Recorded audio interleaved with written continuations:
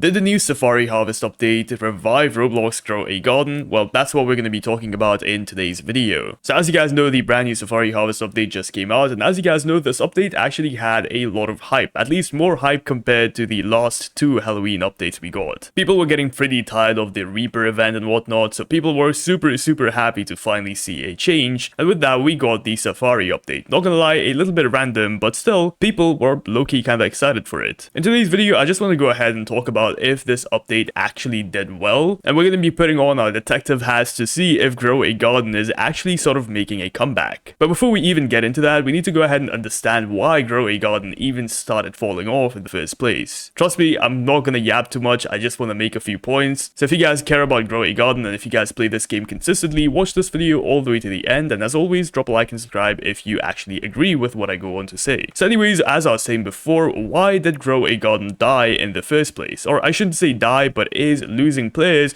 in the first place, because let's be honest, this game is not dead. Guys, it's still consistently pulling more than 200,000 players. That's more players than some games peak at, so that's very good. So by all means, this game is not dead, but it is definitely losing popularity. I mean, this game used to average millions and millions of players at one point, but as you guys can see, today, this game pulls maybe 200 to 300,000 players on a weekday, and maybe like 400 to 500 on a weekend. So the first and most obvious reason, and the most popular reason as to why people think this game died, is because of school, and this is actually true. So a lot of people have been saying that this is not true, you know, games like 99 Nights in the Forest, Steal a Brainrot are doing just fine, but honestly guys, there is some sort of evidence to why Grow a Garden stopped growing, ironically, after school started. So this is a website actually made by Google themselves, and this is called Google Trends, by the way, and here you can see the popularity of a certain topic. For example, I went ahead and put in Grow a Garden, and this is how many people were searching up Grow a Garden in July. In July, as you guys can see, this game basically peaked, and ever since then, it's been kind of dropping off. So this is where Grow a Garden is today. It is basically at 1/3 of its popularity as it used to be back in August and July, which is pretty crazy. According to Google, schools in the Northern Hemisphere, basically like the US, Canada, started in fall 2025, aka September. Early September. Keep this in mind, early September. And as you guys can see, Grow a Garden sort of started losing its popularity somewhere between mid-August and early September. So this actually does line up somewhat. Now, is this 100% accurate? Obviously, no. But there is some sort of theory that schools did affect the player count of Grow a Garden. And if we go ahead and compare this with something like Steal a Brainrot, as you guys can see, this game actually started gaining popularity in September. So once again, we're kind of at the start again because this data is just not lining up properly. Why the hell is Grow a Garden losing players while Steal a Brainrot is gaining players, even though they're school? So school is probably not the major factor as to Grow a Garden's decline, and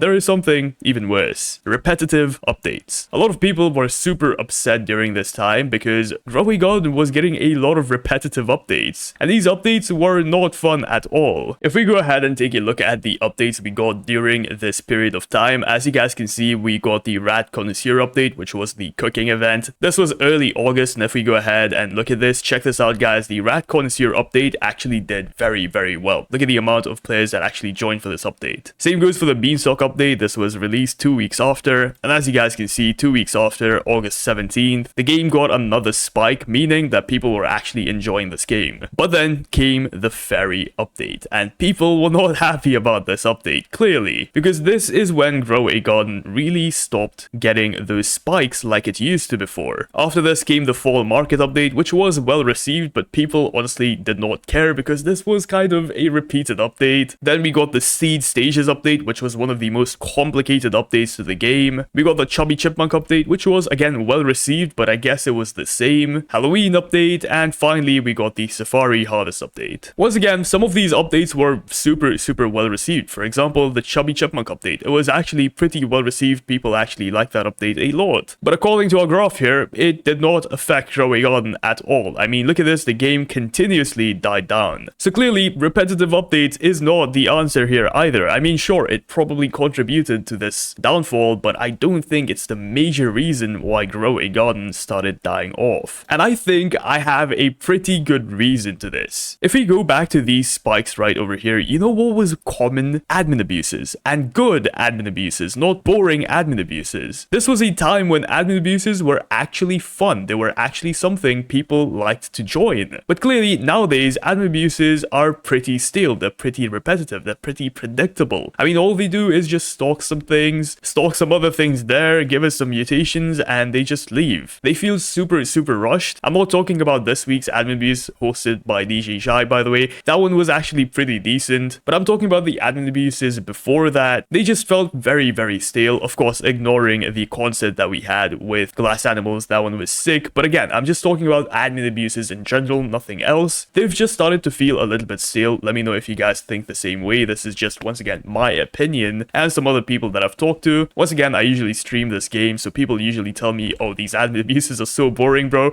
I'm literally just here to watch you and not even the admin abuse. So clearly, people have started losing interest in admin abuses, and this is something that Steal a Brainrot does right. If you guys have ever attended a Steal a Brainrot admin abuse, you know how much fun they are. And I really, really hope that Grow a Garden goes back to that sort of admin abuse style, where they're making new, more fun, exciting admin abuses that are actually like hyping you up for the update and not just dropping the update on you. And this is also around the time when Jandal sort of stopped hosting admin abuses. Don't get me wrong, he is still hosting admin abuses. I'm not saying this is Jandal's fault, by the way. I'm not blaming anyone, I'm simply just stating facts. But this is also around the time when Jandal stopped hosting admin abuses and started moving on to a few other projects. Plants vs. Brainrots, boom. So here is the line for Plants vs. Brainrots. It is the yellow line. Now this line is the smallest out of all three of them. As you guys can see, Steal a Brainrot is the most popular currently, followed by Grow a Garden, and then followed by Plants vs. Brainrots. This of course does not talk about the game's popularity. This talks about how much people are searching for this game on things like Google and YouTube. So once again, just want to correct that. I probably should have mentioned that before, but this graph simply talks about how popular the game is on platforms like YouTube and Google, not on Roblox. So let me just clear that out for you guys. But clearly, as Grow a Garden started dying off, Plants vs. Brainrots started to gain popularity. This is probably because this is where Plants vs. Brainrots was released. So once again, I don't think Plants vs. Brainrots was the reason why Grow a Garden actually started dying off, or I don't even think it's because Jandal stopped doing admin abuses, but there is one other major reason why the game started dipping off. And this is actually two reasons. Number one is going to be shadow nerfs, and number two is going to be the community itself. Us as a community just does not want to adapt and change. I mean, they added rebirth system to the game to fix the inflation in this game, and people got upset. Like, bro, you want us to fix the inflation, but at the same time, you're gonna get upset if we add a rebirth system. And they had to revert the rebirth system, and it was just a complicated mess. Of course, that's another can of worm that I did not even cover. A lot of people lost a lot of items because of this rebirth system here, and